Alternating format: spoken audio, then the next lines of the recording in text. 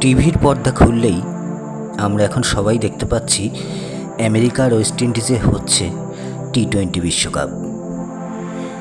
এই অঘটনের বিশ্বকাপে বিদায় নিয়েছে অনেক বড় দেশ, আবার জন্ম নিয়েছে আমেরিকার মতো নতুন এক দেশ, যারা ক্রিকেটের লিলিপুটও বটে।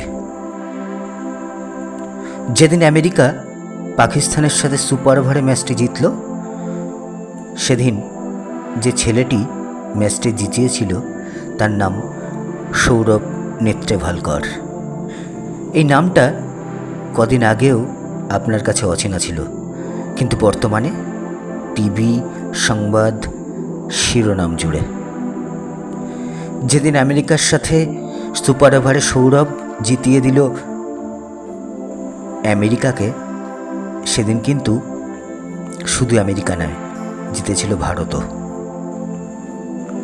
মনে আছে ভারত আমেরিকার ম্যাচ?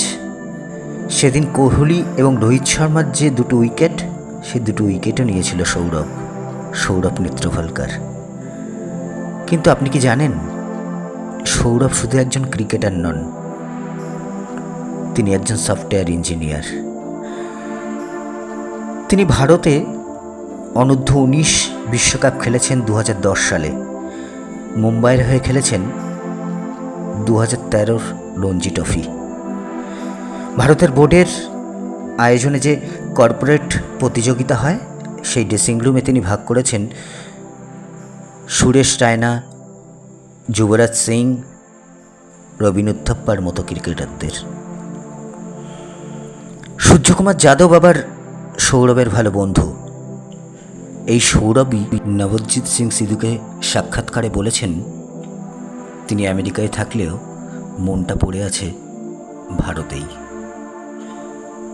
আপনি শুনলে হয়তো অবাক হবেন, সৌরভের দিদি একান্ত সাক্ষাৎকারে বলেছেন, সৌরভ ক্রিকেট খেলছে তাতে কি, সে নাকি সবসময় তার অফিসের ল্যাপটপটা ক্যারি করে। ভাবুন একবার, অবসর সময় সে অফিসের কাজ করে। ভাবা যায়?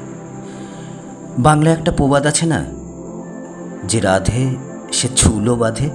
সৌরভের ক্ষেত্রে হয়তো এটা পুরোপুরি 100% সঠিক। সৌরভ এরপর ঘরে ঘরে মা বাবা বলবে, সৌরভ যে ক্রিকেটারও হবে, ইঞ্জিনিয়ারও হবে। সৌরভ, আপনাকে কুন্নিশ, আপনাকে সালাম।